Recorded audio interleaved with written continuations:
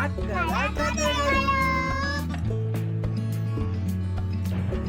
ಕಥೆಯ ಹೆಸರು ಪ್ರಾರ್ಥನೆಯ ಶಕ್ತಿ. ದರ್ಶನನಿಗೆ ನಿರ್ಮಲನೆಂಬ ಒಬ್ಬ ಮಗನಿದ್ದ. ತಂದೆ ಮಕ್ಕಳಿಬ್ಬರು ಒಬ್ಬರನ್ನೊಬ್ಬರು ಬಹಳ ಇಷ್ಟಪಡುತ್ತಿದ್ದರು. ಒಮ್ಮೆ ಅವರಿಬ್ಬರು ಹತ್ತಿರದ ಕಾಡಿಗೆ ಹೋದರು. ರಾತ್ರಿ ಆಯಿತು.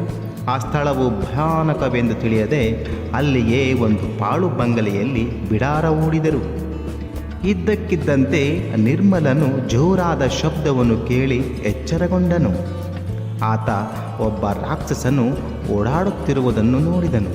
ಅದೇ ಸಮಯಕ್ಕೆ ದರ್ಶನನು ಎಚ್ಚರಗೊಂಡನು. ಅವರಿಬ್ಬರೂ ಭಯದಿಂದ ನಡುಗಿದರು.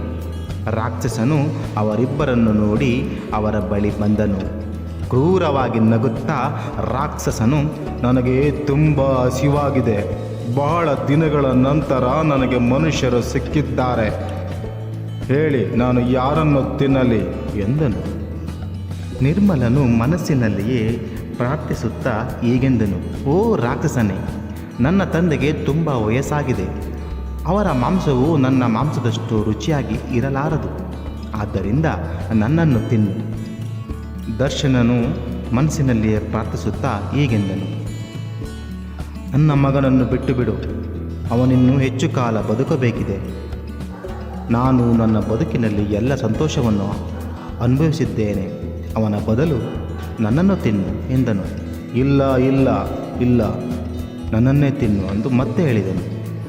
ನಿರ್ಮಲನು ಕಣ್ಣೀರು ತುಂಬಿಕೊಂಡು ಬೇಡಿದನು. ಇಲ್ಲ ಇಲ್ಲ, ನನ್ನನ್ನೇ ತಿನ್ನು ಎಂದನು.